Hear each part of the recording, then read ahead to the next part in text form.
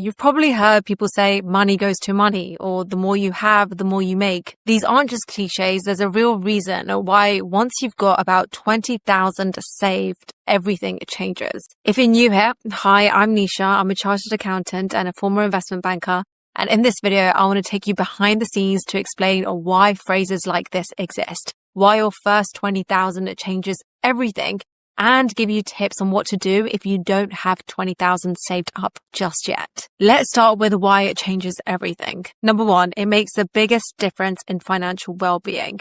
Before you have any money saved, you're living from a place of scarcity. You take the first job offer that comes your way, even if it's not really what you want. You stay in situations you absolutely hate because you can't afford to leave. You say yes to things that you don't want to do because you need the money. You're constantly making decisions based on fear of running out, fear of not having enough, fear of what happens if something goes wrong. And when you're in survival mode like this, your brain literally can't think about growth.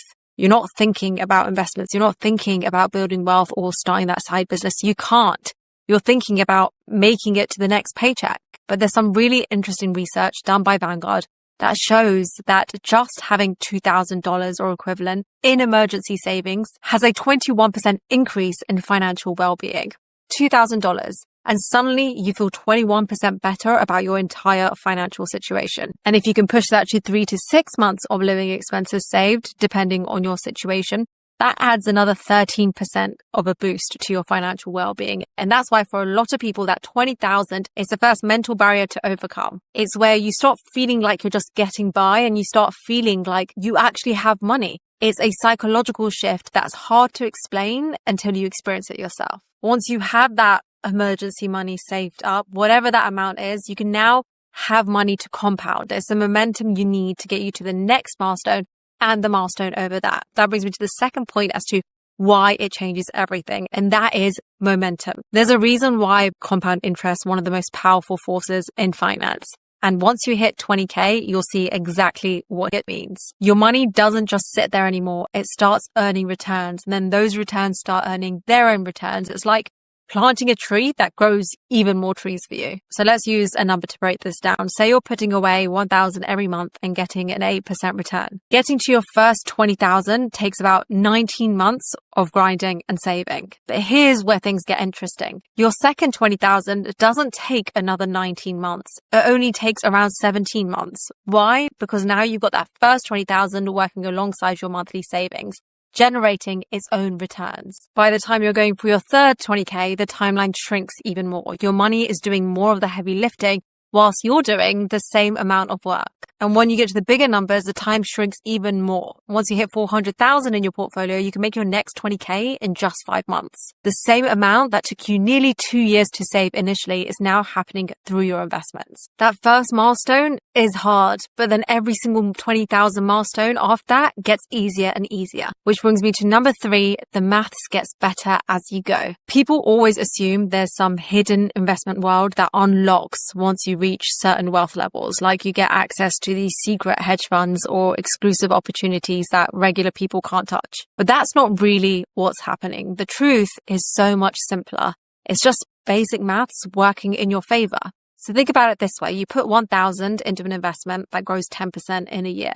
Now take that exact same 10% growth and apply it to 10,000. Suddenly you're looking at 1,000 in profit from the same investment, same time frame, same level of risk. This is why hitting 20,000 feels like such a turning point. Up until that point, your returns feel almost insignificant because you're working with smaller amounts. But once you've accumulated some real money, those percentage gains start translating into amounts that actually matter. When you've got 20,000 sitting in investments earning 8% annually, that's 1,600 flowing into your account over the course of a year that you can then reinvest. Money you didn't have to earn through your job. Money that showed up because your existing money was also working on your behalf. The investment strategy isn't any more sophisticated than someone with 1,000 can use. The only difference is the scale. And that scale is what transforms small percentage wins into real financial progress. And number 4, you've built the most important habit. This is arguably the most important point out of the 4 when it comes to why hitting that first 20,000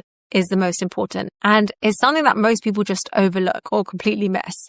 When you save 20,000, you've actually done something way more important than just putting money in the bank. You've built discipline to get there. And that discipline is going to change your relationship with money forever. If you've never done it before, you probably had to take some sacrifices, put in some discipline, and really track where your money was going. You had to say no to things that you wanted so that you could set money aside instead. And as a result, you became the type of person. You have the identity of the kind of person who can actually save 20,000. You've basically proven to yourself that you control your money, not the other way around, and that you can delay gratification when it really matters. If you're watching this and you're thinking, I haven't even got close to the first 20,000, here are 3 practical ways to accelerate your timeline in getting there. First, understand what your financial position is right now. You can't hit 20,000 if you don't know where you're starting from. Most people have no clue how much they're actually spending each month or what they could realistically save. Those are the first things that you want to know. And I put together a financial well-being toolkit that walks you through this step by step, figuring out how much money you have to work with, understanding your money personality and how that affects your saving style, and getting started with investing based on what works for you. If you want to fast track your way to that first 20,000 and stop guessing about what you need to get there, check out the link in the description for more information. Second, use technology to automate your progress. There are loads of apps now that can analyze your spending, figure out what you can afford to save, and automatically move that money aside for you every few days. They even have special features like rounding up every purchase to the nearest dollar and save the extra change without you even noticing. The key is to pick a tool that works with your habits so you're building wealth without constantly thinking about it. One of the tools that I've mentioned in previous videos is Plum. They're really good for this. Again, link in the description if you want to check out anything that I'm mentioning in this video. And third, don't underestimate the power of earning more. Sometimes a job switch or even just asking for a raise can boost your income more than years of small saving tweaks. If you love your current job and you're happy to trade some of your financial goals in return for security and happiness, if your job doesn't pay that well, that's great, but just know that your financial goals might take a bit longer. But if you are someone who is working in your job for the money, for the paycheck, don't be afraid to push for more. And if you're not getting it, look elsewhere. Earning more is often the biggest lever you can pull to speed up your savings because you can only save up to how much you earn. So that is it. Why your first 20K changes everything and what you need to do to get there. If you want to check out anything I mentioned in the video, it's all linked in the description below. And if you liked this video, you will also enjoy this video right here. See you there.